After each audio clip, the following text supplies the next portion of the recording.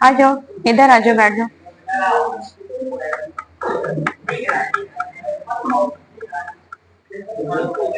चलिए पहला लिखेंगे। क्या लिख रहे थे बेटा?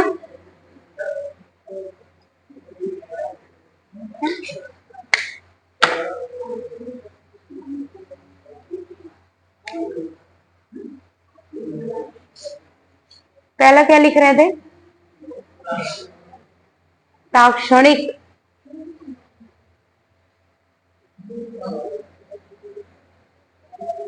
इसको क्या बोलते हैं?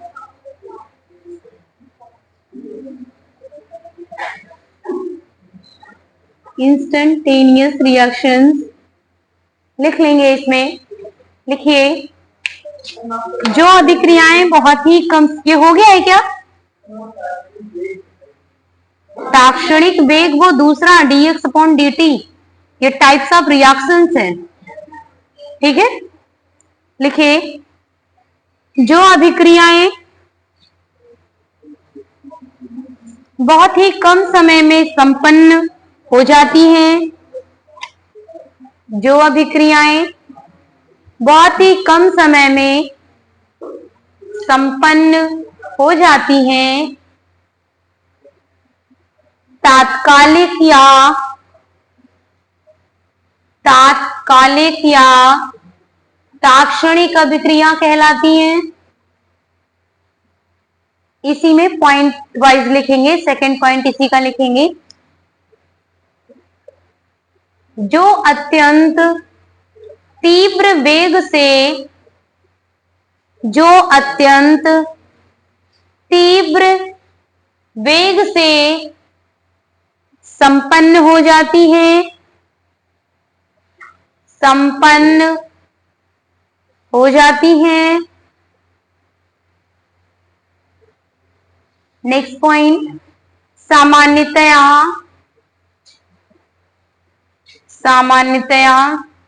आयनिक यौगिकों में, सामान्यतया आयनिक यौगिकों में इस प्रकार की अभिक्रिया होती है, इस प्रकार की अभिक्रिया होती है। यह अभिक्रियाएं, नेक्स्ट लाइन से, यह अभिक्रियाएं लगभग 10 की पावर -14 से 10 की पावर -16 सेकंड में हो जाती हैं, सेकंड में हो जाती हैं।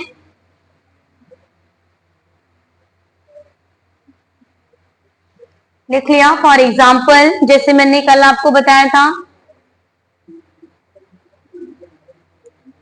बेरियम क्लोराइड, बेरियम क्लोराइड में जब भी आप डाइल्यूट H2SO4 डालेंगे, क्या बनेगा? बेरियम सल्फेट का व्हाइट कलर का क्या बनता है? प्रेसिपिटेट बनेगा।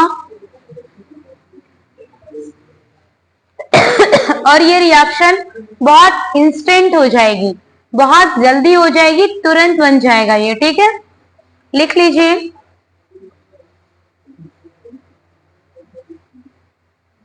और भी कोई एग्जांपल बताना चाहेंगे? जब भी NaCl की रिएक्शन, जब भी NaCl की रिएक्शन सिल्वर AgNO3 से रिएक्शन कराया जाता है, तो क्या बनेगा यहां पर? AgCl plus NaNO3। ये भी बहुत ही इंस्टेंट रिएक्शन हो जाती है।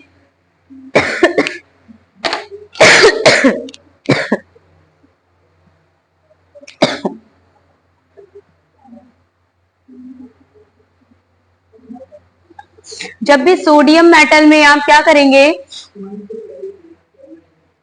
सोडियम मेटल में आप क्या करेंगे, पानी डालेंगे, तब आपका क्या बनेगा?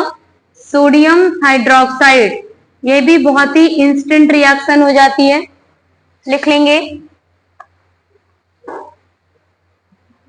हाइड्रोजन को ऑक्सीजन से रिएक्शन कराने पर, लिख लो रिएक्शन लिखो।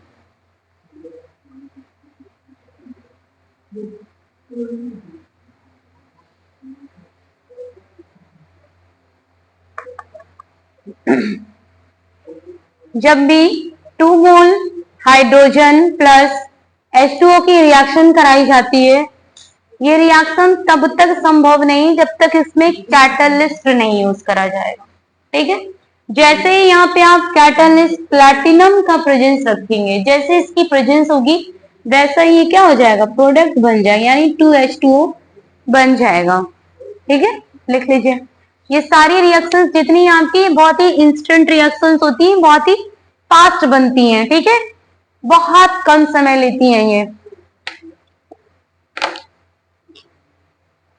अगला लिखेंगे वेरी स्लो रिएक्शन, इनको बोलते हैं अत्यंत मंद रिएक्शन, अत्यंत मंद अभिक्रियाएं,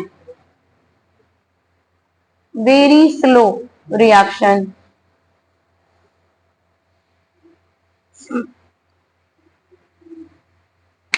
बोले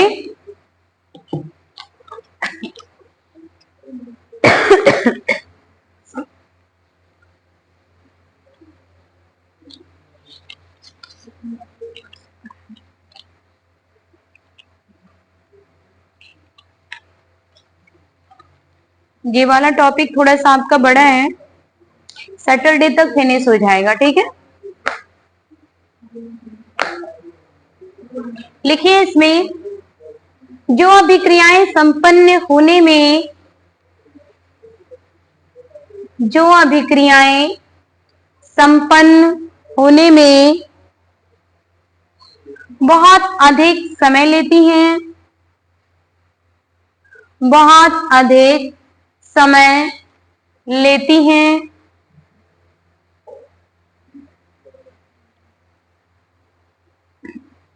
मंद अभिक्रियाएं कहलाती हैं, मंद अभिक्रियाएं कहलाती हैं,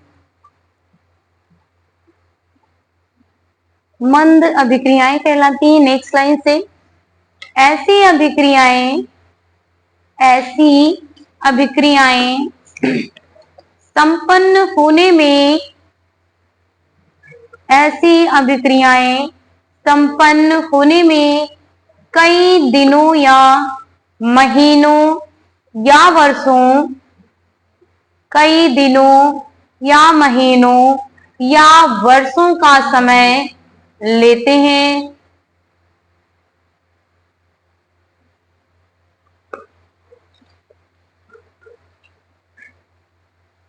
हो गया, जैसे एग्जाम्पल, हाँ, रस्ट ऑफ आयरन, आयरन पर जैसे जंग लगता है, क्या फार्मूला होता है, कल बताया था, जंग का क्या फार्मूला होता है भाई, कल नोट किया था।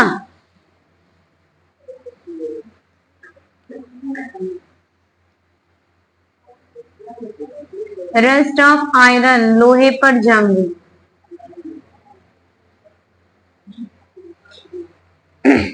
जंग कभी एक दिन में नहीं लगता है, आप लोहे को रख दीजिए नमी में, ठीक है, ऑक्सीजन की प्रेजेंस में, कई महीनों तक वो लोहा ऐसा पड़ा रहेगा तो क्या हो जाएगा, धीरे धीरे जंग लगेगा।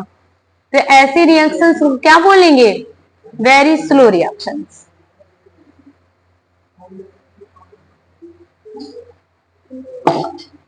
नेक्स्ट स्टार्टिंग डालेंगे मध्यम अभिक्रियाएं, और इनको क्या बोलते हैं, मध्यम अभिक्रियाओं को क्या बोलते हैं, मॉडरेट रिएक्शन। लिख लो, थोड़ा थोड़ा जानकारी रहेगी आपके पास। बोला जाए, अधिकांश अभिक्रियाएं ऐसी होती हैं, अधिकांश अभिक्रियाएं ऐसी होती हैं जो मापनीय गतियों से जो मापनीय गतियों से कमरे के ताप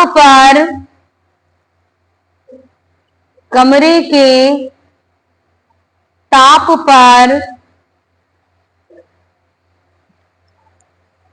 संपन्न होती हैं,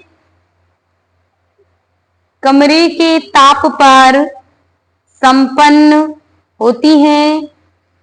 इन्हें मध्यम अभिक्रियाएं कहते हैं, इन्हें मध्यम अभिक्रियाएं कहते हैं।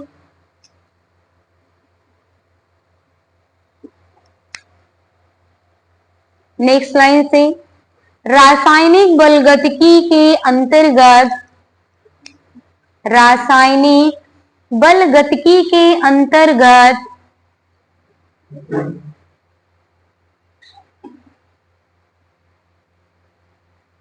इसी श्रेणी की अभिक्रियाओं का, इसी श्रेणी की अभिक्रियाओं का अध्ययन किया जाता है। हो गया?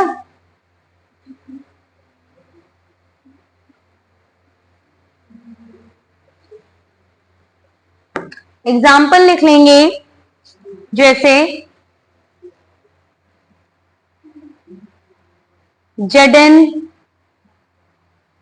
अगर इसमें डायलूट H2SO4 डाला जाए तब ये रिएक्शन बहुत स्लो होगी, ठीक है, मतलब उतनी स्लो नहीं होगी in comparison to very slow, इससे थोड़ा सा फास्ट होगी। क्या बना लेगी?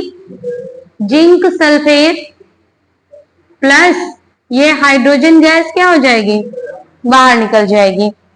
एक आप लोगों ने रिएक्शन पढ़ी होगी, एस्टर का जल अपघटन, पढ़ा है?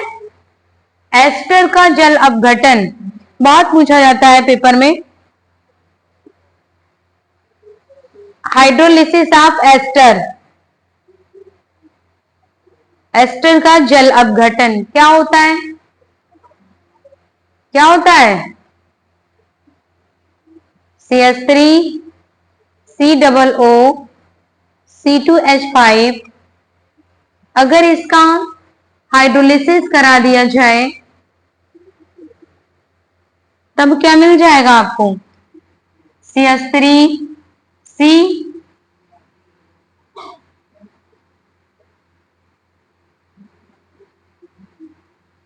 CH3OH plus C2H5OH।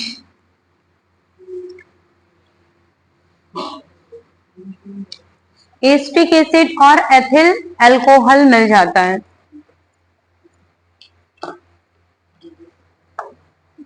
Next heading डालेंगे,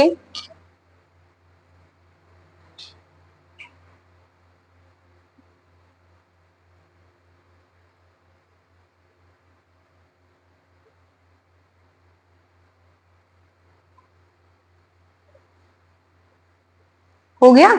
नेक्स्ट हेडिंग लिखेंगे, अभिक्रिया की दर को प्रभावित करने वाले कारक। अभिक्रिया की दर को प्रभावित करने वाले कारक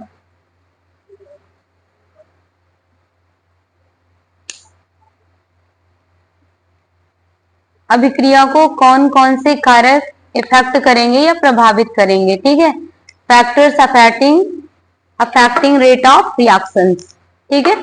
पहला लिखेंगे, अगर ये बताओ अभिक्रिया की कंसेंट्रेशन को बढ़ा दिया जाए तो क्या उसका वेग बढ़ेगा या घटेगा? कंसेंट्रेशन बढ़ाने पे रेट ऑफ रिएक्शन बढ़ेगी या घटेगी? बढ़ेगी। और टेम्परेचर बढ़ाएंगे तो? टेम्परेचर बढ़ाएंगे तो बढ़ेगी। चलो अच्छा लिख लो, पहले पॉइंट वाइज लिख लो, बहुत सारे 3-4 पॉइंट है। लिखो, पहला लिखो, अभिक्रियाओं का सांद्रण, अभिक्रियाओं का सांद्रण, हाँ क्या हो गया, हाँ, अभिक्रियाओं का सांद्रण या कंसेंट्रेशन ऑफ रिएक्टेंट, अभिक्रिया बोल दिया क्या, अभिकारक, अभिकारक का सांद्रण। लिखिए, अभिकारकों की सांद्रता बढ़ाने पर, अभिकारकों की सांद्रता बढ़ाने पर अभिक्रिया का वेग भी बढ़ता है। अभिक्रियाओं की सांद्रता बढ़ाने पर अभिक्रिया का वेग भी बढ़ता है। नेक्स्ट लिख लेंगे, ताप का प्रभाव, इफेक्ट ऑफ टेम्परेचर। ताप का प्रभाव क्या पड़ेगा,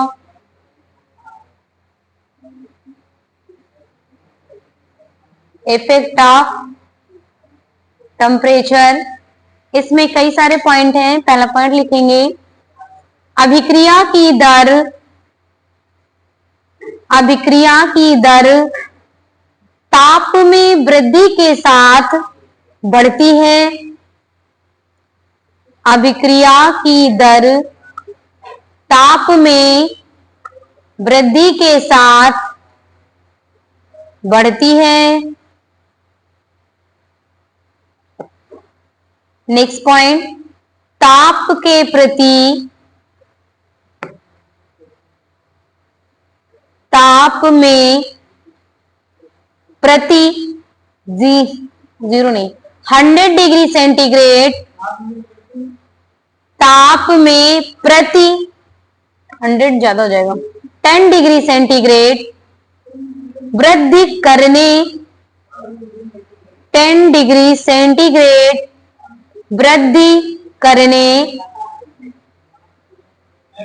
वृद्धि करने पर ताप में, टेम्परेचर में प्रति 10 डिग्री सेंटीग्रेड, समझ आया?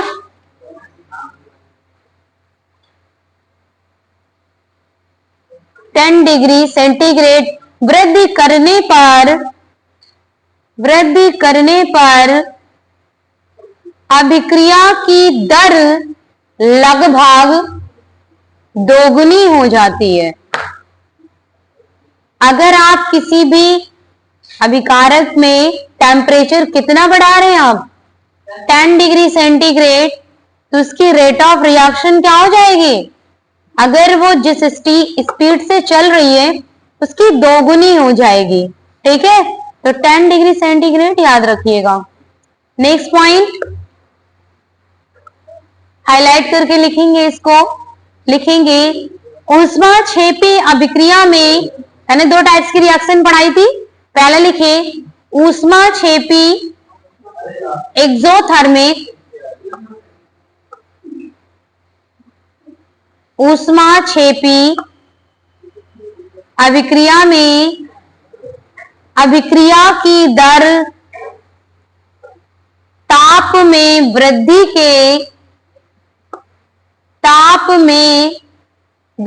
के साथ कम होती है। ताप में वृद्धि के साथ कम होती है। नेक्स्ट पॉइंट, ऊष्माशोषी अभिक्रियाओं में, ऊष्माशोषी अभिक्रियाओं में अभिक्रिया की दर ताप वृद्धि के साथ, अभिक्रिया की दर ताप वृद्धि के साथ बढ़ती है। ताप वृद्धि के साथ बढ़ती है। फिर नेक्स्ट लिख लेंगे, अभिकारकों का क्षेत्रफल, surface area of reactant.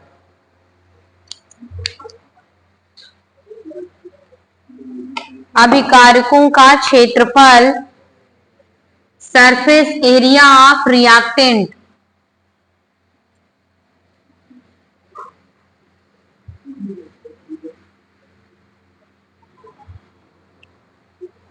Surface area of reactant. देखो किसी भी रिएक्टेंट की सरफेस एरिया जितनी बड़ी होगी, बोर्ड पे देख लो,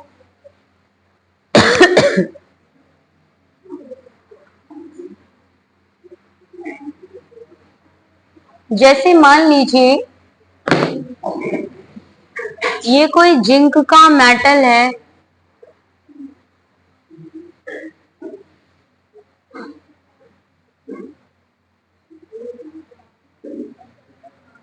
ठीक है। देखिए रिएक्टेंट का क्षेत्रफल देखिए, नहीं तो समझ नहीं आएगा अभिक्रिया की दर पे क्या इफेक्ट पड़ता है। ये कोई जिंक का क्या है, हमने कोई टुकड़ा जिंक का ले लिया, मान लो इसको हमने ले लिया 10 ग्राम के नियर अबाउट, ठीक है। अब इसको हमने क्या करा, पाइप में 2 बार तोड़ दिया। क्या करा, पाइप में 2 बार तोड़ दिया, पाइप यहाँ पे 5 ग्राम यहाँ पे। अब आपको डिसॉल्व करना है, तो बताइए पहले ये घुलेगा पहले ये घुलेगा, पहले कौन सा घुलेगा, नीचे वाला कि ऊपर वाला, नीचे वाला। क्यों, क्योंकि इसको आपने तोड़ा तो ये इसका टूटा हुआ अंदर का सरफेस एरिया मिलेगा कि नहीं मिलेगा। जैसे नॉर्मल सी बात है, बड़ी चीनी को आप घोलेंगे तो ज्यादा समय लेगा कि छोटी छोटी चीनी को घोलेंगे तो ज्यादा समय लेगा, बड़ी चीनी को घोलेंगे तो ज्यादा समय लगेगा। तो इसके जितने पार्ट आप तोड़ेंगे, इसको जब डिसॉल्व करेंगे तो पहले ये सरफेस हटेगा, अंदर घुसने में समय लगेगा ना, नहीं समझ में आ रहा है, आ गया। तो ये क्या होगा, आपका जो छोटे टुकड़े वो क्या हो जाएंगे, पहले डिसॉल्व हो जाएंगे, ठीक है। इसी बात को हम लिख लेंगे, हेडिंग क्या लिखा आपने, अभिकारक की क्षेत्रफल, ठीक है। लिख लीजिए इसमें, छोटे आकार वाले कण, छोटे आकार वाले कण, लिख लो, पढ़ने बैठोगे ना तो मिलेंगी नहीं चीजें, भूल जाओगे, ठीक है। छोटे आकार वाले कण, कॉमा, बड़े आकार वाले कणों की तुलना में, बड़े आकार वाले कणों की तुलना में अधिक तीव्रता से, अधिक तीव्रता से अभिक्रिया करते हैं, अधिक तीव्रता से अभिक्रिया करते हैं। एग्जाम्पल, लकड़ी के छिलके या पतले टुकड़े, लकड़ी के छिलके या पतले टुकड़े अधिक सतह क्षेत्रफल के कारण, अधिक सतह क्षेत्रफल के कारण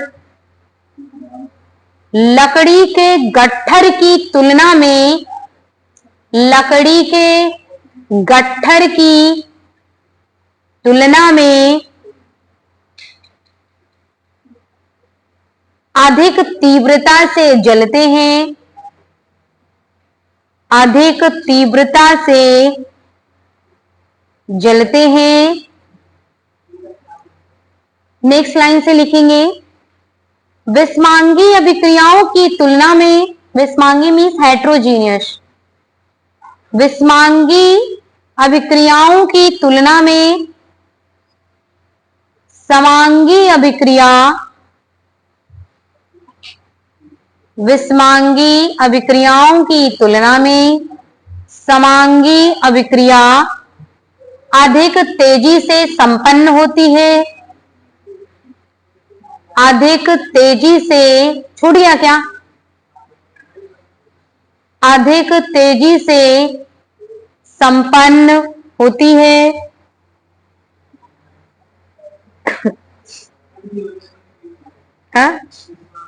विषमांगी अभिक्रियाओं की तुलना में समांगी अभिक्रिया अधिक तेजी से संपन्न होती है। नेक्स्ट हेडिंग लिखेंगे, अभिकारकों की रासायनिक प्रकृति। अभिकारकों की रासायनिक प्रकृति, केमिकल नेचर ऑफ रिएक्टेंट्स।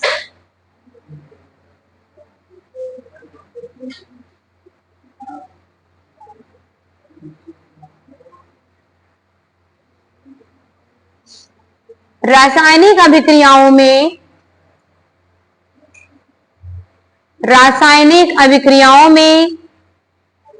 अभिकारकों के बंध टूटते हैं, रिएक्टेंट्स। अभिकारकों के बंध टूटते हैं तथा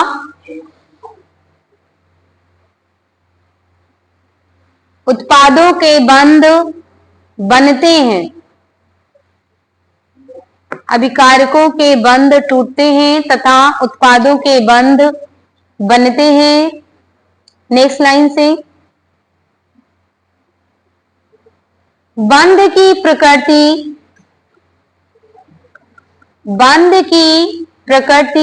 या नेचर व सक्रियण ऊर्जा या एक्टिवेशन एनर्जी, सक्रियण ऊर्जा में अंतर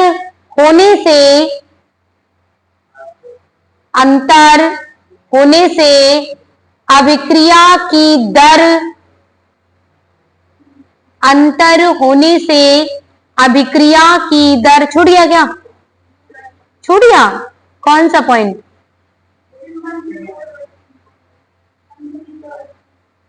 फिर से लिख लो, बंध की प्रकृति व सक्रियण ऊर्जा में अंतर होने से अभिक्रिया की दर प्रभावित होती है। अभिक्रिया की दर प्रभावित होती है। नेक्स्ट हेडिंग, विकिरण का प्रभाव क्या होगा? विकिरण का प्रभाव, effect of radiation. Effect of radiation, इसका क्या प्रभाव पड़ेगा रिएक्शंस पे? लिख लेंगे।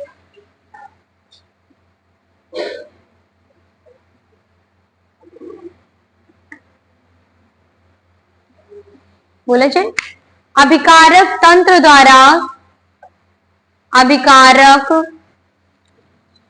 द्वारा उपयुक्त विकिरण में फोटानों के अवशोषण के कारण, फोटान्स जानते हैं ना, फोटानों के, सनलाइट की एक किरण को फोटान बोला जाता है, ठीक है। फोटानों के अवशोषण के कारण कुछ रासायनिक अभिक्रियाओं की गति, कुछ रासायनिक अभिक्रियाओं की गति तीव्र की जा सकती है, तीव्र की जा सकती है।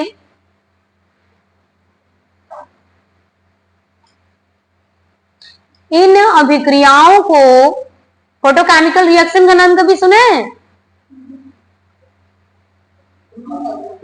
हिंदी में रासायनिक अभिक्रिया, प्रकाश रासायनिक अभिक्रिया सुना है? इन अभिक्रियाओं को लिखो, प्रकाश रासायनिक अभिक्रिया या फोटोकेमिकल रिएक्शन कहते हैं।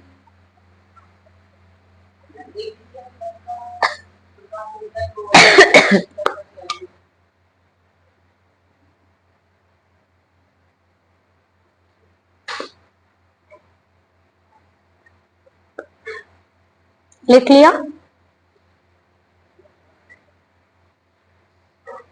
देखो एग्जाम्पल लिख लो इसका। फोटोकेमिकल रिएक्शन का क्या? हम्म हम्म ये फोटोकेमिकल रिएक्शन है जो बता रहे हो, ये प्रेसिपिटेट बनेगा, ठीक है, नॉट फोटोकेमिकल रिएक्शन।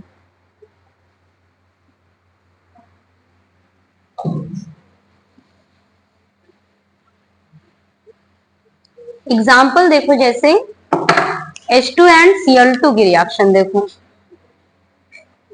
H2 और Cl2 की अभिक्रिया, जैसे H2 प्लस Cl2 की अभिक्रिया हमने कराया अंधेरे में,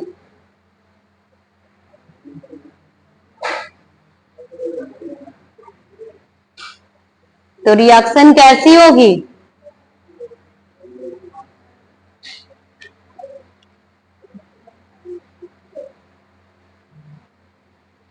बताइए, अगर अंधेरे में रिएक्शन करवा रहे तब रिएक्शन कैसी होगी? मन, और प्रकाश में होगी तो लिख लीजिए एग्जाम्पल, यही है फोटोकेमिकल रिएक्शन।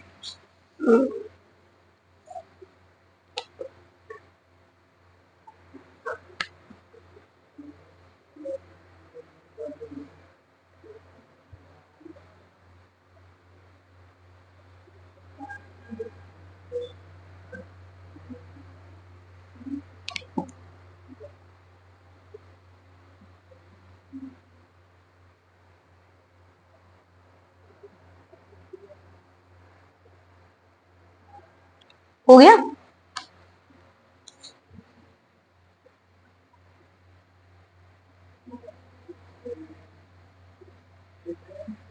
नेक्स्ट डालेंगे उत्प्रेरक का क्या प्रभाव पड़ेगा, इफेक्ट ऑफ कैटलिस्ट।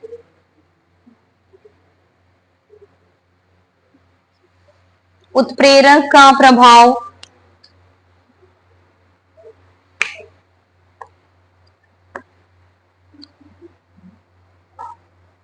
अच्छा अमोनिया जो बनता है, ठीक है, N2 प्लस H2 से, तो इसमें कौन सा कैटलिस्ट यूज होता है तब जाके अमोनिया बनता है?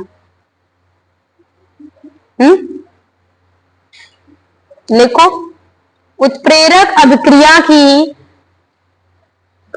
उत्प्रेरक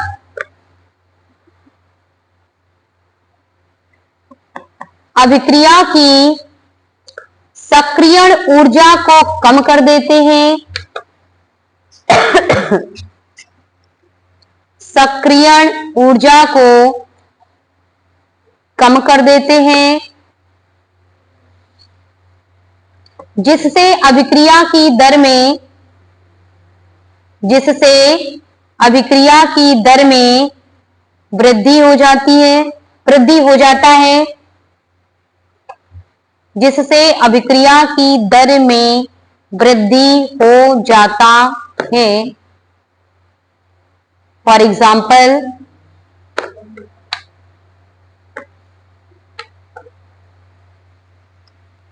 जैसे जैसे अमोनिया की रिएक्शन है, अगर हम N2 प्लस H2, इधर बन जाए आपका NH3, बैलेंस है, 3 2 6, 3 2 6, ठीक है, तो यहां पर कौन सा कैटलिस्ट यूज होता है? आयरन, ठीक है, किसका काम करता है ये? उत्प्रेरक का काम करता है। फॉर एग्जाम्पल, और जैसे बताइए, सल्फर डाइऑक्साइड,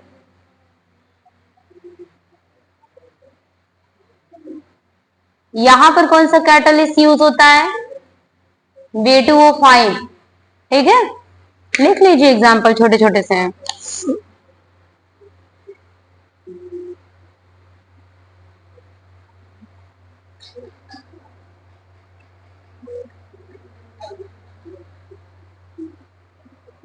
हो गया। लास्ट लिख लेंगे दाब का प्रभाव क्या होगा। दाब का प्रभाव या इफेक्ट ऑफ प्रेशर।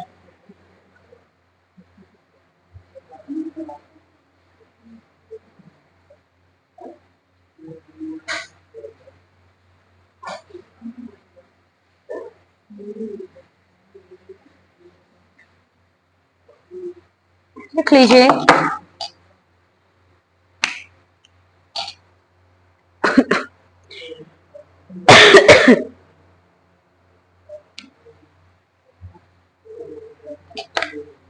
उस अभिक्रिया, लिखिए इसमें, उस अभिक्रिया पर दाब का प्रभाव पड़ता है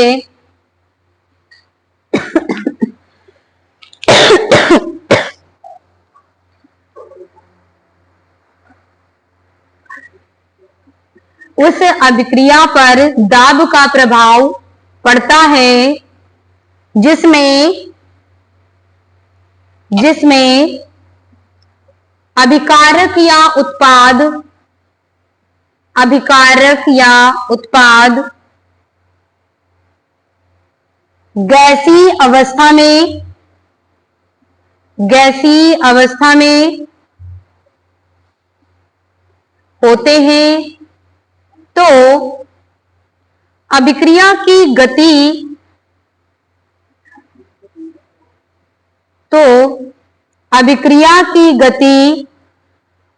उस अभिक्रिया में जहां मोलों की संख्या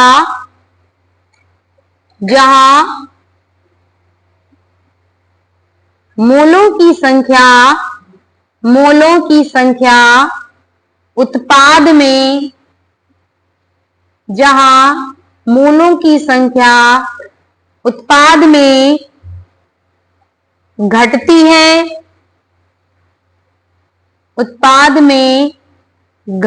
है, दाब बढ़ाने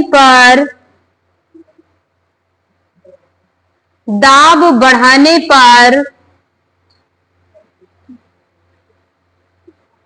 क्रिया तेज हो जाती है। दाब बढ़ाने पर क्रिया तेज हो जाती है।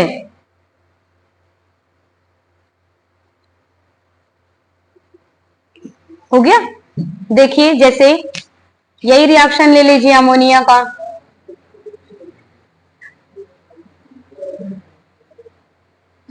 यहां पर देखिए प्रेशर कितना है, यहां कुछ नहीं तो इसका मतलब 1 + 3 इट इज इक्वल टू कितना आया 4, और यहां पर कितना है प्रोडक्ट में 2।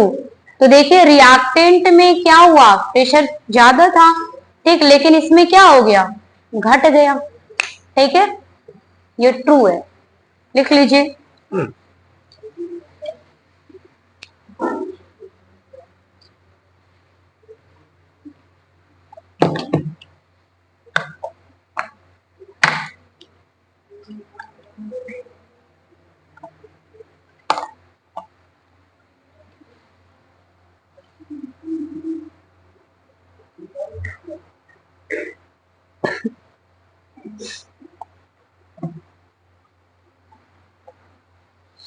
हो गया। देखो नेक्स्ट टॉपिक है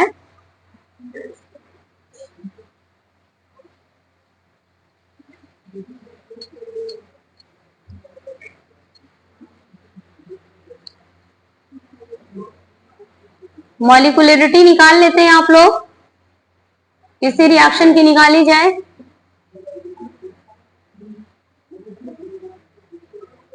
नेक्स्ट हेडिंग डालेंगे मॉलिक्यूलरिटी ऑफ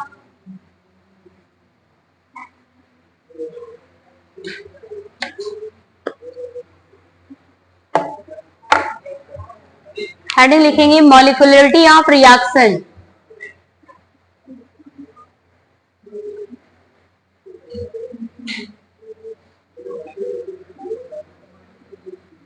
देखो बोर्ड पे देख लो, बहुत सिंपल होता है, आप आराम से इजीली निकाल लोगे।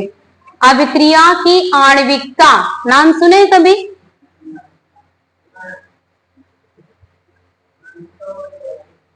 अभिक्रिया की आणविकता, कहीं पर ये किसी बुक में आपको अणुसंख्यता के भी नाम से मिलता है अणुसंख्यता के भी नाम से रहता है। बिल्कुल सिंपल है, इसको एक सिंबल दे दें कैपिटल एम। ठीक है, तो जैसे इस रिएक्शन में कैपिटल एम निकालना है आपको, कैपिटल एम निकालना है तो कितना हो जाएगा? अभिक्रिया की आणविकता, आणविकता मीन्स कितने मोल है रिएक्टेंट में। यहां पर देखो कुछ नहीं तो इसका मतलब यहां पर बन रहा होगा। ठीक है, आगे कितना दिया है दूसरे वाले में 3, इट इज इक्वल टू कितना आ गया 4। एकदम सिंपल है, कितनी इजी केमिस्ट्री है। फिर भी तुम लोग क्या कहते हो? केमिस्ट्री बहुत कठिन है। फार्मूला लिख लो, फार्मूले के नीचे तुरंत उसका मान रख के निकाल लो। मोलरिटी, मोललता वगैरह विलेन वाला चैप्टर पढ़ा है, बिल्कुल सिंपल क्वेश्चन। कुछ है?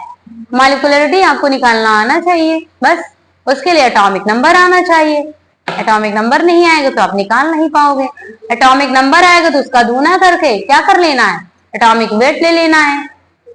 ठीक, लिख लीजिए और रिएक्शन देते हैं। अभी लिखो, अभी तो इजी वाला है ना, लिख लो। पहले यह हेडिंग डाल लो, अभिक्रिया की आणविकता,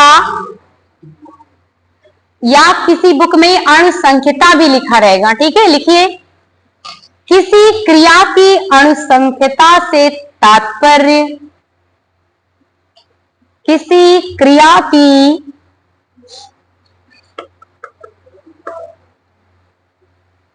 अणु संख्यता से तात्पर्य अभिक्रिया में क्रिया करने वाले, अभिक्रिया में क्रिया करने वाले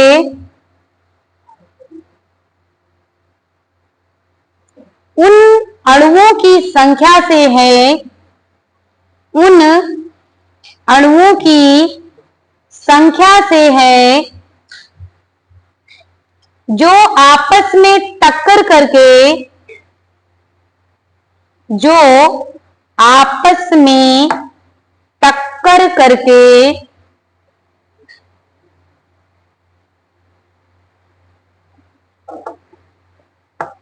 रासायनिक क्रिया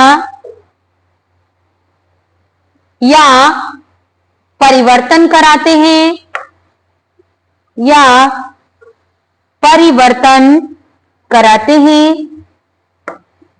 या तो रासायनिक अभिक्रिया बनाएंगे या तो कोई परिवर्तन करा देंगे रिएक्शन में। ठीक है, एग्जाम्पल लिख लो, जैसे अमोनिया का। अब इसके बाद बहुत सारे एग्जाम्पल देंगे और निकालना है आपको। ठीक है, दूसरा निकालिए N2O5, N2O5 NO2 plus O2 निकालिए आप लोग। निकालने से पहले इसको बैलेंस करिए, रिएक्शन को दोनों साइड में बैलेंस करने के बाद निकालिए। दूसरा लिखिए NH4, क्या कह रहे हो? हाँ, ये रिएक्शन में निकालना है आपको, M की वैल्यू कितनी आएगी। पहले इसको रिएक्शन को बैलेंस है, बैलेंस दिख रहा है यहाँ पे। N2 कितने हैं? 2, उधर 1 का ही है, हो जाएगा। करो, कुछ माइंड में एक्सरसाइज तो हो। लिखिए, दूसरा लिखिए, इसको हीट करेंगे तो N2 प्लस 2 मोल H2O बनेगा। इसमें M की वैल्यू निकालें और दिया जाए। और जैसे HBr का ले लीजिए, HBr प्लस O2, इसको भी बैलेंस करना है आपको। बनेगा आपका H2O प्लस Br2। नेक्स्ट एक और एग्जांपल देंगे आपको, बहुत सिंपल सा, साइक्लो ब्यूटेन। और साइक्लो ब्यूटेन को कभी भी 450 डिग्री सेंटीग्रेड पे गर्म किया जाता है, तो ये बनाता है C2H4। अभी ये बैलेंस नहीं है। हम जहां क्वेश्चन मार्क कर रहे हैं वहां वहां आपको बैलेंस करना है। दूसरे में कितनी आई आणविकता? 5।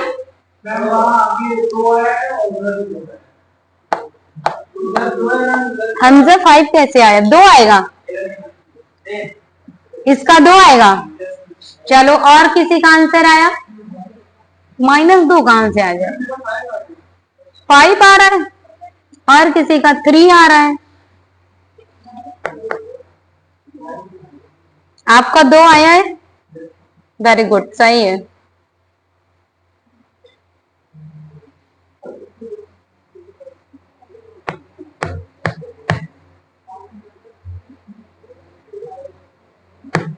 आया?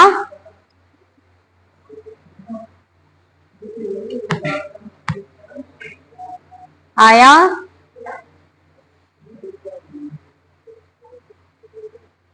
करिए कॉपी में, बताइए। नहीं, किसी को नहीं आ रहा है समझ में क्या?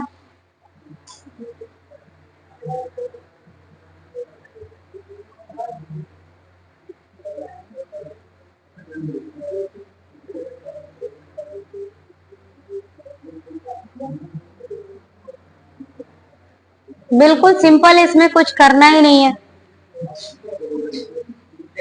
आर्यन का बिल्कुल सही। रिएक्शन को बैलेंस नहीं कर पाओगे तो करोगे कैसे? 2 का मल्टीप्लाई करोगे, यहाँ 4 का कर दो, बैलेंस हो जाएगा। आंसर कितना आ जाएगा? 2। ये वाला आंसर आ जाएगा। इसमें कितना आएगा? ये बैलेंस्ड है, इसमें बताओ कितना आएगा? इसकी मॉलिक्युलरिटी कितनी है? 1। Very good. इसकी बैलेंस करो।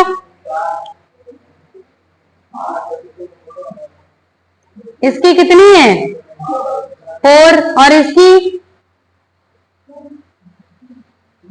इसकी कितनी है भाई? क्या है ये? साइक्लोब्यूटेन।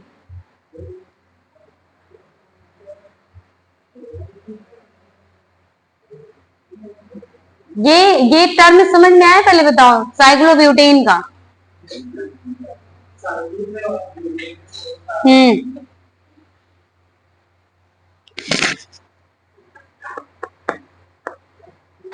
बताओ।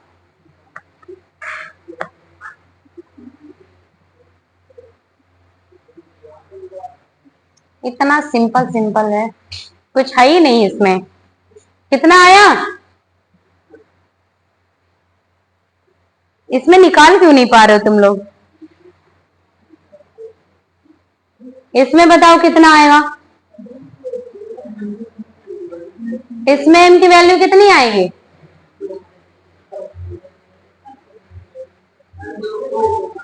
कितनी आएगी? 2। एकदम सिंपल। इसमें 1 आएगा भाई, 1 के अलावा कुछ है ही नहीं यहाँ पे। बिल्कुल सिंपल है, निकाल लोगे। और कठिनाई की ओर बढ़े हैं?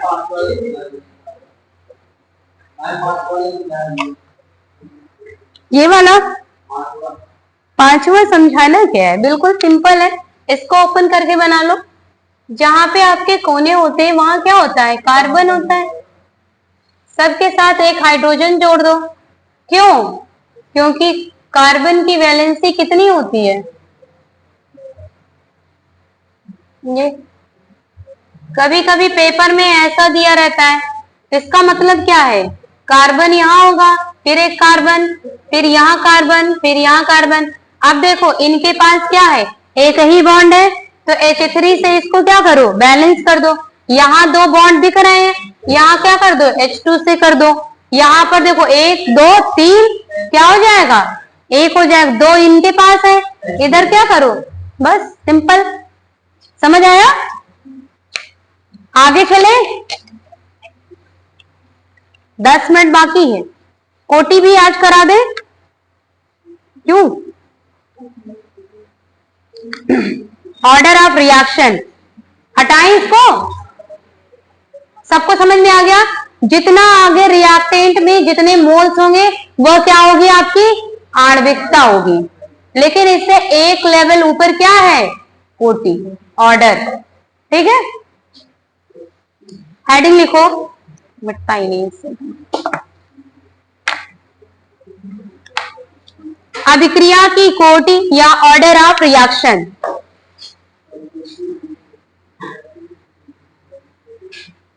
ऑर्डर ऑफ रिएक्शन या अभिक्रिया की, इसमें थोड़ा सा आपको दिमाग लगाना है, और इसको किससे डिनोट किया जाता है, स्मॉल एन से। लिख लीजिए,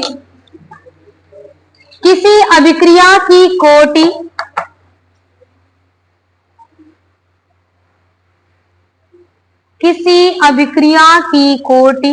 कल एब्सेंट मत रहिएगा, कल फर्स्ट ऑर्डर और जीरो ऑर्डर रिएक्शंस आपको बताएंगे। ठीक है, तो एब्सेंट मत रहिएगा आप लोग। किसी अभिक्रिया की कोटि उन समस्त घातों का योग है, उन समस्त घातों का योग है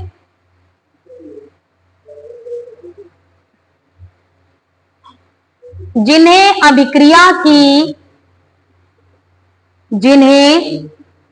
अभिक्रिया की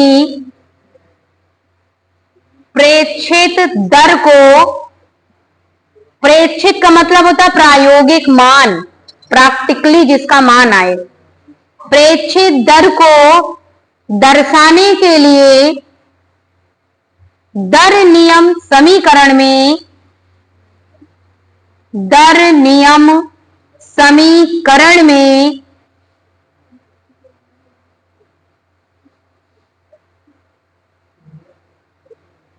सांद्रण पदों पर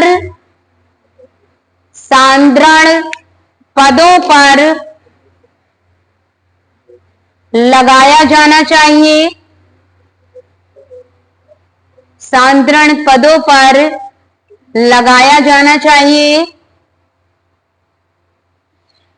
अभिक्रिया की कोटि कहलाता है।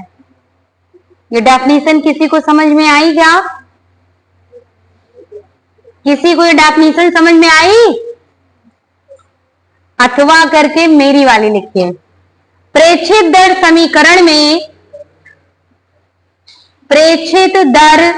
समीकरण में सांद्रण पदों पर लगाया जाने वाला, सांद्रण पदों पर लगाया जाने वाला घातों का योग, सांद्रण पदों पर लगाया जाने वाला घातों का योग अभिक्रिया की कोटि कहलाती है। ये समझ में आई? अभिक्रिया की कोटि कहलाती है। अब प्रेक्षित दर समीकरण की तरफ चलो दौड़ के। ये कॉटन किसने रखा? इससे तो अच्छा रख होता है। देखो इसको थोड़ा समझ लो। आणविकता बहुत इजी है, लेकिन कोटि थोड़ा सा एक लेवल इजी है ये भी, लेकिन इसमें कुछ अपवाद वाले हैं चीजें। ठीक है, चलो पता चला मिटाते भी हम ही चले जाए अभी हैं। देखो बिल्कुल सिंपल है। माना कि अभिक्रिया, देखो बोर्ड पे देखते रहो कंटिन्यू। माना कि कोई अभिक्रिया A plus B plus C change हो रहा है आपका किसमें? प्रोडक्शन दे रहा है यहाँ पे। तो यहाँ पर प्रेक्षित दर समीकरण क्या होगा? डोंट टॉकिंग हम बता चुके हैं। प्रेक्षित दर समीकरण R अनुक्रमानुपाती, active mass A, active mass B, active mass C। आपने क्या लिखा कि अभिक्रिया की कोटि क्या है? जिन सांद्रताओं की घातों का योग क्या है? बताओ। अभी अभी आपने डेफिनेशन लिखा, किसी के मुंह से आवाज नहीं निकल रही। अगर किसी की घात में कुछ नहीं है तो वहां पर क्या है? अगर 1 + 1 + 1 करोगे तो अभिक्रिया कोटि कितनी आ जाएगी? नहीं समझ आया? चलो, अगर यहां पर हम A कर दें, B कर दें, C कर दें तो इनकी घातों पर A B C तो n का मान क्या होगा? A + B + C, ये आंसर होगा आपका। समझ में आया? सिंपल है। अभिक्रिया की कोटि निकाल लोगे? निकालो, एक का निकाल लोगे ना सारे बच्चे? चलो एक एग्जाम्पल दे रहे हैं, आप निकालिए।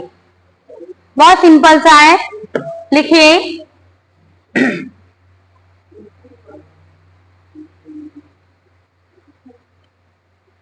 पहले इतना लिख लीजिए।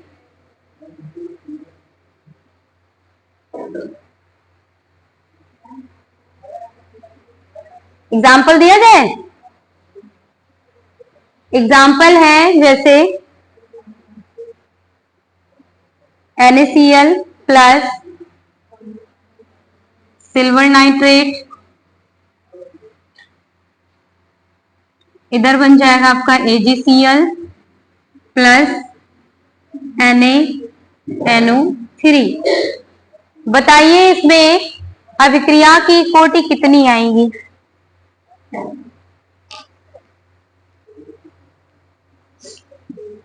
पहले आणविकता बता दो इसकी, पहले m की वैल्यू बता दो। अच्छा, कितनी आएगी?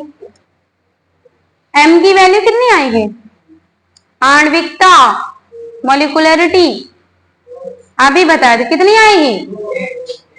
एक कौन बोल रहा है? 1 + 1 प्लस लगाओ ना बीच में। अब पहले तो इसका निकालो प्रेक्षित दर समीकरण। प्रेक्षित का मतलब समझ में आ रहा है? ये ऐसी रिएक्शन है, इसको आप मुंह से सैद्धांतिक नहीं बता सकते हैं। इसको लैब में जाके आप प्रैक्टिकल करिए, इसका प्रायोगिक मान निकालिए, वो कहलाता है आपका प्रेक्षित। समझ आया? प्रेक्षित का मतलब होता है प्रायोगिक मान, प्रैक्टिकली वैल्यू। क्या हो जाएगा?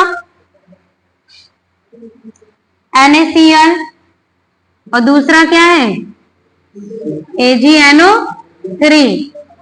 कांस्टेंट लगा दो। NaCl के पास कुछ नहीं है तो 1 हो जाएगा। इसके पास क्या हो जाएगा? इसके पास भी 1 हो जाएगा। तो n की वैल्यू कितनी हो जाएगी? 1 + 1 = 2। आंसर कितना आ जाएगा? 2। कितना सिंपल है? सिंपल है, सिंपल है ना? बहुत सा। लिख लीजिए, दूसरा एग्जाम्पल देखते हैं। अरे चलो इसके आगे कल